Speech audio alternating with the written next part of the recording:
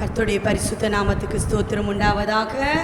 இந்த 10வது மாதத்தின் முதலாவது நாளிலேயும் இந்த வாக்குத்தத்த ஆராதனைக்கு வந்திருக்கிறதான உங்கள் ஒவ்வொருவரையும் நாமத்தினாலே நான் வாழ்த்தி வரவேற்கிறேன். இந்த மாதத்தின் வாக்குத்தத்த வசனத்தை நாம் வாசிக்கலாம். யோபுவின் புத்தகம் 5ஆம் அதிகாரம் 24வது வசனம். உம்முடைய கூடாரம் சமாதானத்தோடு இருக்க காண்பீர், உம்முடைய வாசஸ்தலத்தை விசாரிக்கும் போது குறைவை காண மாட்டீர். ஹல்லேலூயா. உம்முடைய கூடாரம் சமாதானத்தோடு இருக்க காண்பீர், உம்முடைய வாசஸ்தலத்தை விசாரிக்கும் பொழுது குறைவை காண மாட்டீர். இந்த மாதத்திலே கர்த்தர் நம்மை பார்த்து சொல்லுகிறார், உங்களுடைய கூடாரம் எப்படி இருக்குமா? சமாதானத்தோடு இருக்குமா. உங்கள் வாசஸ்தலத்திலே ஒரு குறைவு கூட என்ன பண்ணக்குமாதான்? காணப்படாதாம். அதாவது கர்த்தருடைய இங்கே பார்க்கிறோம் கூடாரம் என்று சொல்லப்பட்டிருக்கிறது. அல்லேலூயா. முதல்ல கூடாரம் அப்படின்னா நமக்கு என்ன ஞாபகம் வரும்? நம்மளுடைய வீடு. அதே போல கூடாரம் என்பது தேவனுடைய ஆலயத்தையும் குறிக்கிறது. கூடாரம் என்பது பேதுரு சொல்லுகிறார், இந்த கூடாரத்திலே நான் இருக்கும் மட்டும், அதாவது நம்முடைய சரீரத்தையும் என்ன பண்ணுது? குறிக்கிறது. அல்லேலூயா.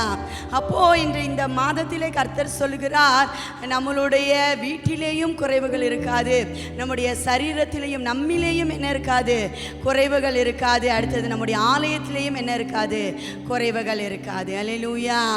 நம்முடைய கூடாரம் சமாதானத்தோடு கூட இருக்கத்தக்கதான கிருபைகளை கர்த்தர் இந்த மாதத்திலே நமக்கு தரப்போகிறார். இன்றைக்கு நிறைய குடும்பங்களில் என்ன இல்லை? சமாதானம் இல்லை. எப்பொழுது பார்த்தாலும் என்னது? குறைவுகள்.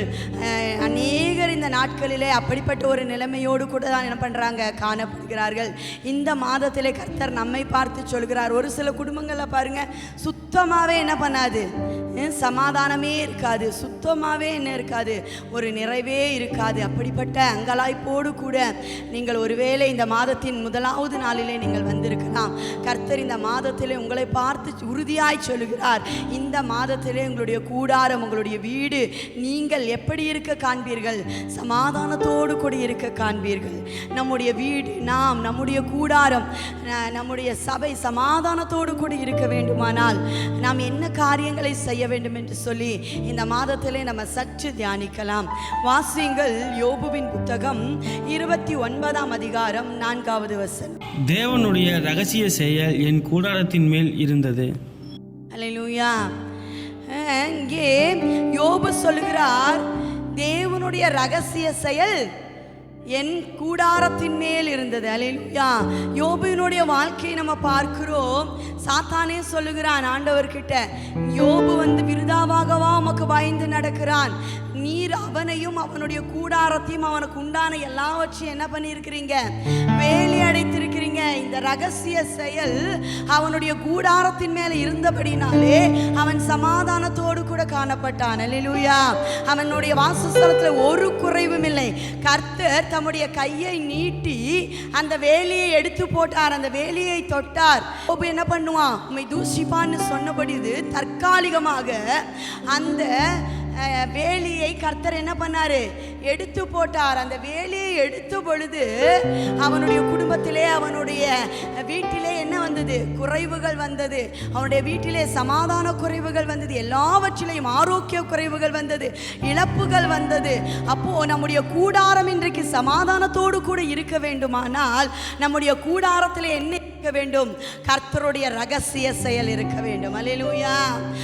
நீங்க ஒவ்வொரு நாளும் ஜெபியுங்க, ஆண்டவரே என்னையும் என்னுடைய குடும்பத்தையும் என்ன பண்ணுங்க? உம்முடைய வேலிக்குள்ள நீங்கள் மறைத்துக் கொள்ளுங்கள். கர்த்தர் ஒரு குடும்பத்திற்கு வேலியை போட்டிருந்தால் அந்த குடும்பம் எப்படி இருக்கும்? சமாதானத்தோடு இருக்கும். நம்ம எப்படி இருப்போம்?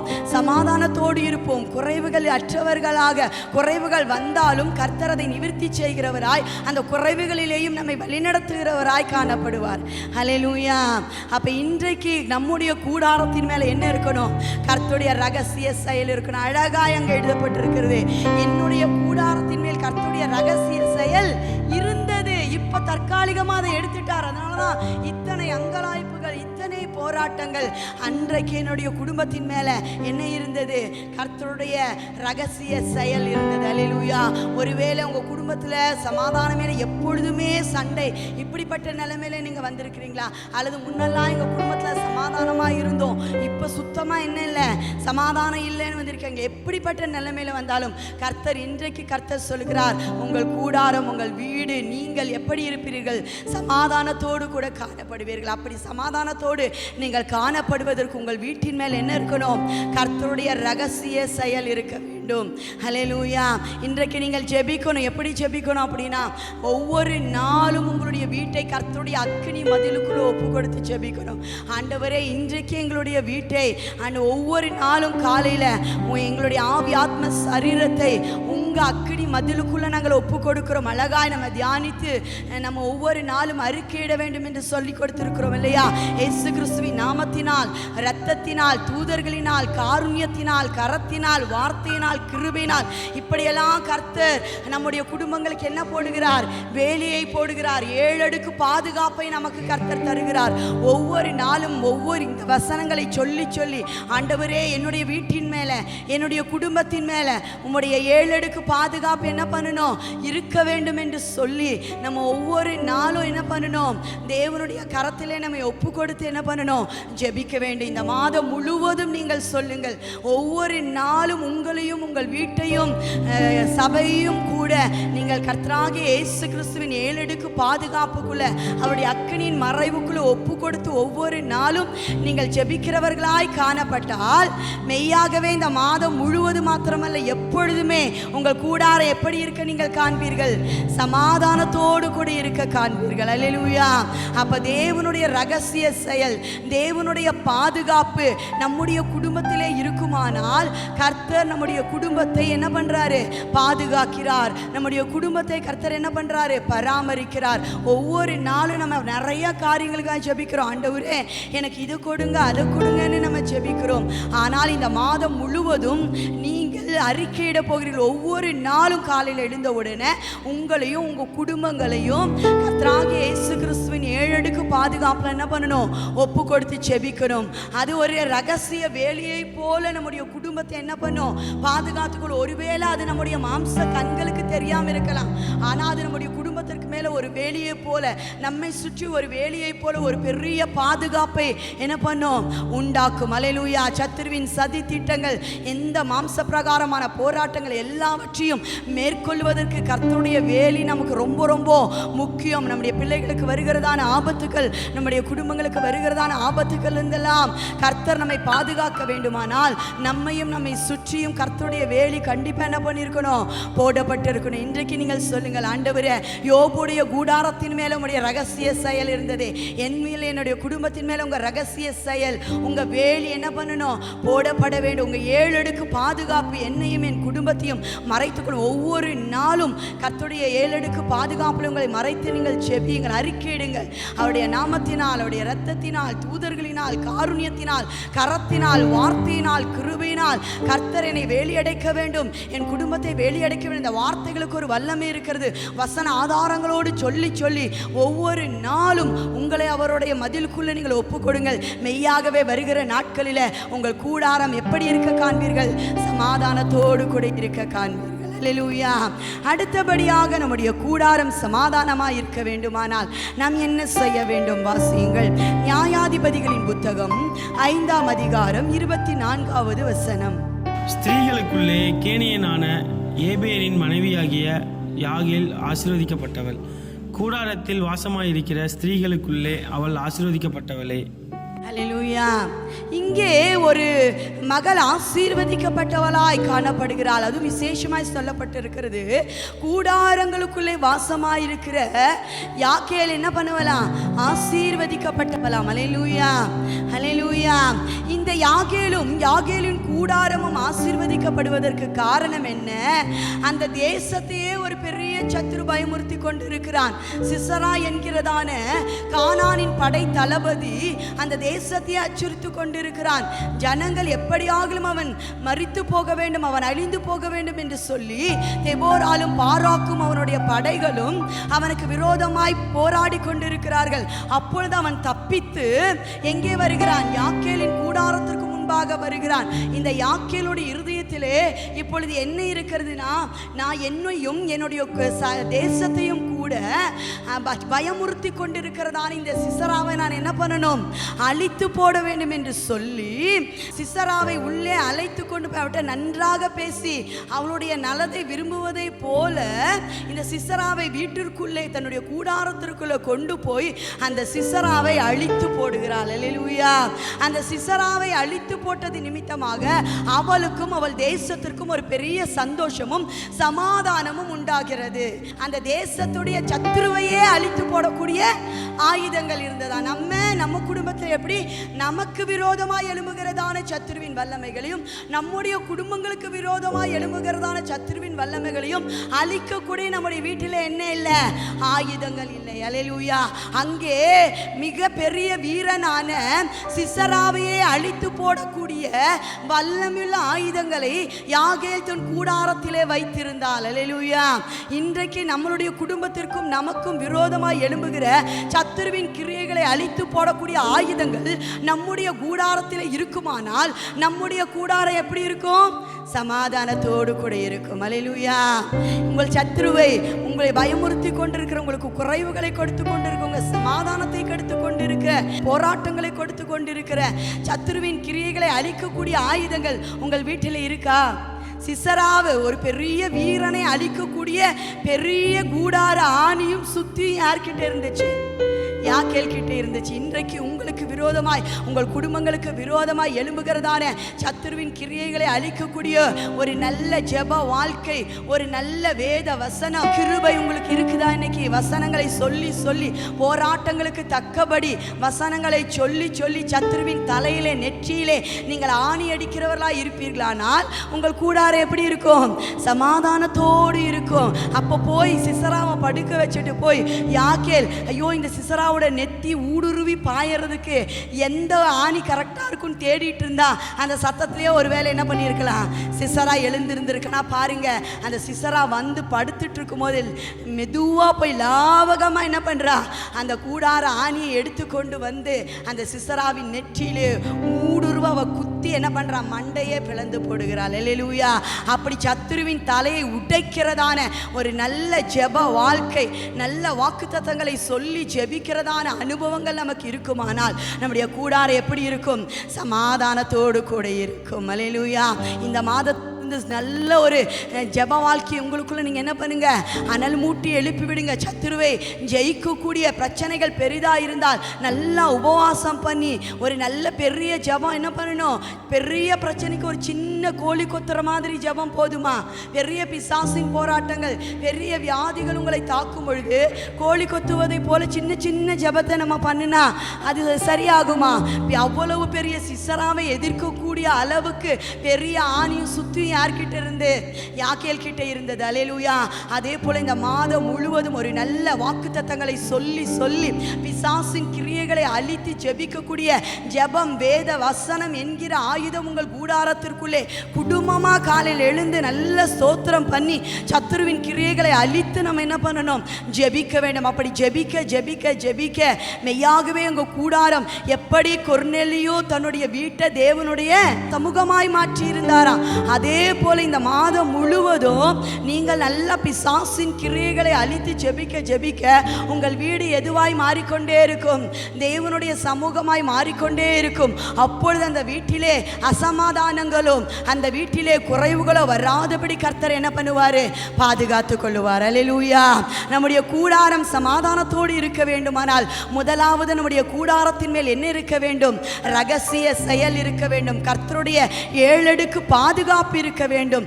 நம்முடைய கூடாரம் சமாதானத்தோடு கூட இருக்க வேண்டுமானால் யாக்கேல் கிட்ட இருந்ததை போல சத்துருவை அழிக்கக்கூடிய ஆயுதங்கள் நம்முடைய கூடாரத்தில் என்ன பண்ணணும்?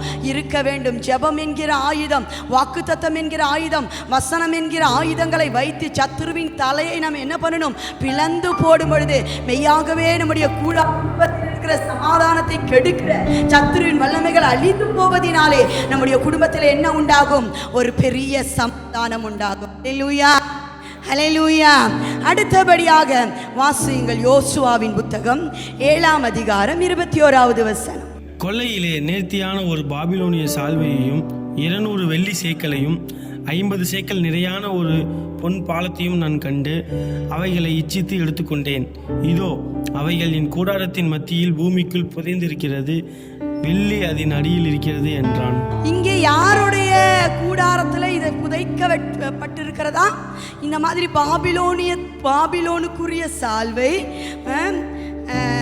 புறஜாதிகளுக்குரிய காரியங்கள், இவையெல்லாம் கோணலான வழியிலே அல்லது பக்க வழியாக வந்ததான இந்த பொருட்கள் எல்லாம் யாருடைய கூடாரத்தில் இருந்தது? ஆகானுடைய கூடாரத்தில் இருந்தது நிமித்தம் இப்போ ஆகானுக்கும் ஒரு பெரிய கலக்கம், அங்கே இருக்கிறதான இஸ்ரவேல் ஜனங்களுக்கும் ஒரு பெரிய கலக்கம். பெரிய பட்டணம் எரிகோவை என்ன பண்ணிட்டாங்க? அழித்து போய்விட்டார்கள். இப்போ ஒரு சின்ன பட்டணம், ஆயி பட்டணம், அதை ஜெயிக்க முடியாமல் பயங்கரமாய் கலக்கம் அடைந்திருக்கிறார்கள். வீரர்கள் மரித்து போய்விட்டார்கள். இந்த நேரத்தில் பயங்கரமாய் முகம் குப்புற யோசுவா விழுந்து கிடக்கிறான். அப்பொழுது அதற்கு என்ன காரணம் என்று கேட்டபொழுது கர்த்தர் சொல்லுகிறார், பாபிலோனுக்குரிய காரியங்கள், புறஜாதிகள், நான் எதை சுட்டெரிக்க வேண்டும் என்று சொன்னனோ அந்த காரியங்கள் எல்லாம் இந்த ஆகானுடைய கூடாரத்தின் மத்தியில இருக்கிறபடினாலே உனக்கும் உன்னுடைய ஜனங்களுக்கும் என்ன வந்திருக்கிறது? கலக்கம் வந்திருக்கிறது. அல்லேலூயா. அப்போ நம்முடைய கூடாரம் சமாதானத்தோடு கூட இருக்க வேண்டுமானால் நம்முடைய கூடாரத்திலே என்ன இருக்கக்கூடாது? பக்க வழியாய் நுழைந்த காரியங்கள் இருக்கக்கூடாது, நேர்வழியாய் நுழைகிறதான ஆசீர்வாதங்கள் இருக்க வேண்டும். அல்லேலூயா. பாபிலோனுக்குரிய உலகத்திற்குரியதான தீட்டான காரியங்கள் இவைகள் எல்லாம் நம்மளுடைய வாசஸ்தலத்துக்குள்ள என்ன பண்ணக்கூடாது? இருக்கவே கூடாது. அல்லேலூயா. நம்முடைய கூடாரத்தில் இருக்கிற எல்லா பொருட்களும், நம்முடைய வீட்டில் இருக்கிற எல்லா பொருட்களும் நேர்வழியிலே நல்ல சம்பாதியத்திலே சம்பாதித்த பொருட்களாய் இருக்க வேண்டும். அப்பொழுதுதான் நம்முடைய குடும்பத்தில் என்ன இருக்கும்? சமாதானம் இருக்கும். அல்லேலூயா. ஒரு பொருள் கூட, ஒரு காரியங்கள் கூட பக்க வழியா என்ன பண்ணக்கூடாது? வரக்கூடாது. அது மாத்திரமல்ல, வீண் பெருமைக்குரிய காரியங்கள், பாபிலோன் ஆடம்பரங்களுக்குரிய காரியங்களிலே நம்முடைய வீட்டிலே நம்ம என்ன பண்ணக்கூடாது? இடம் கொடுக்கக்கூடாது. நம்ம கர்த்தருடைய பிள்ளைகளுடைய வீட்டிலே தீட்டான காரியங்கள் இருக்கக்கூடாது. நம்ம எரேமியா 35ஆம் அதிகாரத்திலே வாசிக்கிறோம். அங்கே ரேகாபின் புத்திரரை எரேமியா தீர்க்கதரிசி ஆலயத்தில் இருக்கிற ஒரு அறைக்குள்ள கூட்டிட்டு வந்து நீங்க திராட்சை ரசம் குடிங்க அப்படின்னு சொல்றாங்க. அப்போ சொல்றாரு, அப்போ ரேகாபின் புத்திரர் சொல்றாங்க, நாங்க ஆலயத்தின் அறைக்குள்ள மாத்திரமல்ல, எங்கள் கூடாரத்தில் கூட கூட இந்த தீட்டான காரியங்கள் எதையும் நாங்க என்ன பண்ண மாட்டோம்? செய்ய மாட்டோம். திராட்சை ரசம் என்ன பண்ண மாட்டோம்? நாங்க குடிக்க மாட்டோம். நாங்கள் என்ன பண்ணுவோம் அப்படின்னு சொன்னா, நாங்கள் எந்த இடத்துல இருந்தாலும் ஒரு கூடாரத்திலே வாழ்வதை போல இந்த நாங்கள் வாழ்வோம் அப்படின்னு சொல்றாங்க. அல்லேலூயா. அப்போ தீட்டான காரியங்களை ரேகாபின் புத்திரர் செய்யாதபடினாலே அவர்களை சந்ததி சந்ததியாய் கர்த்தர் என்ன பண்றாரு? ஆசீர்வதிக்கிறார். அவருடைய கூடாரத்திலே தீட்டான காரியங்கள் இல்லை. இன்றைக்கும் நம்முடைய வீடு சுத்திகரிக்கப்பட்ட வீடாய் காணப்பட வேண்டும். நம்முடைய சரீரத்திலேயோ நம்முடைய கூடாரத்திலோ அசுத்தமான காரியங்கள், தீட்டான காரியங்கள் இருக்குமானால் நம்முடைய வீட்டை கர்த்தரால் என்ன பண்ண முடியாது? ஆசீர்வதிக்க முடியாது. தீட்டான காரியங்களை நம்முடைய குடும்பத்தை விட்டும் நம்முடைய வீட்டை விட்டும் நம்ம என்ன பண்ணணும்? நம்மை விட்டும் அப்புறப்படுத்த வேண்டும். அல்லேலூயா. எந்த காரியங்கள் கர்த்தருக்கு கோபத்தை வரவழைத்து கொண்டிருக்கிறது, எந்த பாவத்தின் காரியங்கள், மீன் பெருமையின் காரியங்கள், தீட்டான காரியங்கள் நம்முடைய வீட்டில் இருக்கிறதோ, இந்த மாதத்திலே கர்த்தருடைய பாதத்தில் அமர்ந்திருந்து அவைகள் எல்லாம் நம்ம வீட்டை விட்டு அப்புறப்படுத்தும் பொழுது நம்முடைய கூடாரம் எப்படி இருக்கும்? சமாதானத்தோடு கூட காணப்படும். அல்லேலூயா. இங்கே ஆபிரகாமை குறித்து கூட நம்ம வாசிக்கிறோம். எபிரேயர் 11ஆம் அதிகாரத்திலே அவன் இந்த பூமியிலே ஒரு பெரிய சீமானா இருந்தாலும் யாக்கோபோடும் ஈசாக்கோடும் கூடாரங்களிலே குடியிருந்தான் என்று நம்ம வேதத்தில் வாசிக்கிறோம். அல்லேலூயா. இது எதை என்று சொல்லி அதே அதிகாரத்திலே சொல்லப்பட்டிருக்கிறது. அவன் இந்த பூமியிலே வாழும் அளவும் தான் எவ்வளவு சீமானா இருந்தாலும் கூடாரத்தில் ஏன் வாழ்ந்தான் என்றால், இந்த நான் இந்த பூமியிலே வாழும் வரைக்கும் எதுதான்? பரதேசியாய் தான் இருக்கிறேன். எனக்கு நித்திய அஸ்திபாரங்கள் உள்ள ஒரு வாசஸ்தலத்தை கர்த்தர் ஆயத்தம் பண்ணி கொண்டிருக்கிறார். அதனாலே அதின் மேல் உள்ள நம்பிக்கையினாலே இந்த உலகத்திலே நான் பரதேசியை போல வாழ்கிறேன் என்று அறிக்கையிட்டாராம். ஹல்லேலூயா. அப்ப நம்ம என்னதான் கர்த்தர் நமக்கு இந்த உலக பிரகாரமான ஆசீர்வாதங்களை கொடுத்தாலும் நம்முடைய சிந்தை எப்படி இருக்க வேண்டுமானால், இது ஒரு கூடாரம், இது ஒரு டெம்பரவரி. எனக்கு நிரந்தரமான ஒரு ஸ்தலம் எங்கே தான் இருக்கிறது? பரலோகத்தில் தான் இருக்கிறது. அந்த நித்திய அஸ்திபாரங்கள் உள்ள நகரத்திற்கு நானும் என் வீடும் என்னுடைய வீட்டாரும் ஆயத்தமாக வேண்டும் என்கிற எண்ணத்தோடு நம்ம ஜீவித்து கொண்டே இருப்போமானால், கர்த்தர் இந்த உலகத்தின் மேல நம்பிக்கை வச்சு இந்த உலகத்தின் காரியங்களின் மேல ரொம்ப பற்றா இருக்கும் பொழுதுதான் கர்த்தர் நம்முடைய சமாதானத்தை குலைப்பார். அல்லேலூயா. இந்த உலகத்தின் மேல நீ மிகுந்த நம்பிக்கை வைத்திருக்கிறியா அப்படின்னு சொல்லி கர்த்தர் நமக்கு என்ன பண்ணுவார்? ஒரு சில காரியங்களை அனுமதிப்பார். அப்போ நம்முடைய கூடாரத்தில் இருக்கும் அளவும், இந்த சரீரமாகிய கூடாரமாக இருந்தாலும் சரி, நம்முடைய வீடாகிய கூடாரமாக இருந்தாலும் சரி, எப்படிப்பட்ட சிந்தையுள்ளவர்களாக இருக்க வேண்டும் என்று சொன்னால், நான் எனக்கென்று நித்திய அஸ்திபாரம் உள்ள ஒரு நகரம் வைக்கப்பட்டிருக்கிறது, அதுதான் எனக்கு நிரந்தரம். அந்த பரலோகத்திற்கு நானும் என் வீட்டாரும் ஆயத்தமாக வேண்டும் என்கிற சிந்தனையிலே நம்ம காணப்படுவோமானால், நம்முடைய வீடும் நம்மையும் தீட்ட அணுகாதபடி நம்ம என்ன பண்ணுவோம்? காத்துக்கொள்வோம். ஜாக்கிரதையாக இருக்கும் பொழுது தீட்டான காரியங்களும் நம்முடைய குடும்பத்தை என்ன பண்ணாது? அணுகாது. அல்லேலூயா. அப்போ நம்முடைய கூடாரம் சமாதானத்தோடு இருக்க வேண்டுமானால், நம்முடைய கூடாரத்திலே தீட்டான காரியங்கள், கர்த்தருக்கு கோபமூட்டுகிற காரியங்கள், அது மாத்திரமல்ல வீண் பெருமைக்குரிய காரியங்கள், மிக ஆடம்பரத்திற்குரிய காரியங்கள், இவைகளையெல்லாம் நம்ம விலக்கி நம்ம கூடாரத்தை காத்துக்கொள்வோமானால் நம்முடைய கூடாரம் எப்படி இருக்கும்? சமாதானத்தோடு கூட இருக்கும். அல்லேலூயா. இன்றைக்கு இந்த மாதத்திலே கர்த்தர் நம்மை பார்த்து சொல்லுகிறார், உன் கூடாரம் சமாதானத்தோடு இருக்க காண்பீர். உம்முடைய வாசஸ்தலத்தை விசாரிக்கும் பொழுது குறைவை காண மாட்டீர். இந்த மாதம் முழுவதும் நாமும் நம்முடைய வீடும் சமாதானத்தோடு கூட இருக்க வேண்டுமானால் நாம் என்ன செய்ய வேண்டும்? யோபுவை போல கர்த்தர் வேலி அடைப்பதற்கு நம்ம ஒப்பு கொடுத்து என்ன பண்ணணும்? ஜெபிக்கணும். நம்முடைய கூடாரத்தின் மேலே கர்த்தருடைய ரகசிய செயல் காணப்பட வேண்டும். ஒவ்வொரு நாளும் அவருடைய 7 அடுக்கு பாதுகாப்புக்குள்ள நம்மை மறைத்து நம்ம என்ன பண்ணணும்? ஒப்பு கொடுத்து ஜெபிக்கணும். அடுத்தபடியாக நம்முடைய கூடாரம் சமாதானத்தோடு இருக்க வேண்டுமானால் சத்துருவை அழிக்கக்கூடிய ஆயுதங்கள், ஜெபம், வசனம் என்கிற ஆயுதங்கள் நம்முடைய குடும்பத்திலே, நம்முடைய கூடாரத்திலே காணப்படுமானால் நம்முடைய கூடாரம் எப்படி இருக்கும்? சமாதானத்தோடு கூட இருக்கும். அடுத்தபடியாக நம்முடைய குடும்பத்திலே, நம்முடைய கூடாரத்திலே தீட்டான காரியங்கள் இராதபடி ஒவ்வொரு நாளும் அந்த நித்திய அஸ்திபாரமுள்ள நகரத்திற்கு நம்மை ஆயத்தப்படுத்துவோமானால், நம்முடைய வீட்டிலே அசுத்தமான தீட்டான காரியங்கள் இல்லாதபடி நம்ம என்ன பண்ணலாம்? பாதுகாத்து கொள்ளலாம். நம்முடைய வீட்டிலிருந்து பாவமான அநீதியான காரியங்களை, அதிகப்படியான ஆடம்பரத்தின் வீண் பெருமையின் காரியங்களை அகற்றும் பொழுது கர்த்தர் நம்முடைய கூடாரத்தை எப்படி பாதுகாக்கிறார்? சமாதானத்தோடு கூட பாதுகாக்கிறார். அல்லேலூயா. இப்படிப்பட்ட வாக்குத்தத்தத்தை நாமும் நம்முடைய குடும்பமும் சுதந்தரித்துக் கொள்ளும்படியா நம்ம எல்லாரும் முழங்கால் படியிட்டு ஒப்பு கொடுத்து ஜெபிக்கலாமா? சர்வ வல்லமையுள்ள தேவனாகிய கர்த்தாவே, இந்த மாதத்திலே ஒரு அருமையான வாக்குத்தத்தத்தை நீர் எங்களுக்கு கொடுத்திருக்கிறீர்.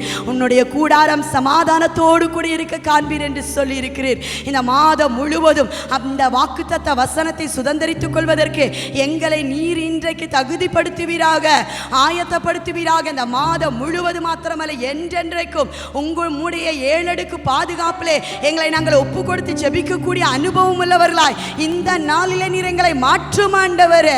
அது மாத்திரம் அல்ல, சத்துருவை எதிர்க்கக்கூடிய ஆயுதங்கள் எங்கள் கூடாரத்திலே காணப்பட வேண்டும். தீட்டான காரியங்கள், உம்மை கோபப்படுத்துகிற காரியங்கள், ஆசீர்வாத குறைவை உண்டு பண்ணுகிற எந்த காரியமும் இந்த மாதத்திலே மாத்திரமல்ல, என்றென்றைக்கும் எங்களுடைய வீட்டிற்குள் பிரவேசியாதபடி கர்த்தர் பாதுகாத்துக் கொள்வீராக ஆண்டவரே. இந்த வாக்குத்தத்தம் மெய்யாகவே எங்களுக்கு உரித்தாக மாற வேண்டும். இந்த நாளிலே இந்த வாக்குத்தத்த கூட்டத்திற்கு வந்த ஒவ்வொருவர் மேலும், சபையில் இருக்கிற ஒவ்வொருவர் மேலும், இதை கேட்டுக்கொண்டிருக்கிற ஒவ்வொருவர் மேலும் இந்த வாக்குத்தத்தத்தின் அனுபவத்தை நீர் தாரும். இந்த வாக்குத்தத்தத்தின் படி நீர் அவர்களை ஆசீர்வதியும் ஆண்டவரே, ஆசீர்வதியும். கர்த்தனம் ஜெபத்தை கேட்டு இந்த வாக்குத்தத்தத்தின் படியே நம்மை ஆசீர்வதிக்க போகிறதுக்காக நம்ம எல்லாரும் உற்சாகமாக கரங்களை தட்டி கர்த்தரை மகிமைப்படுத்தலாம்.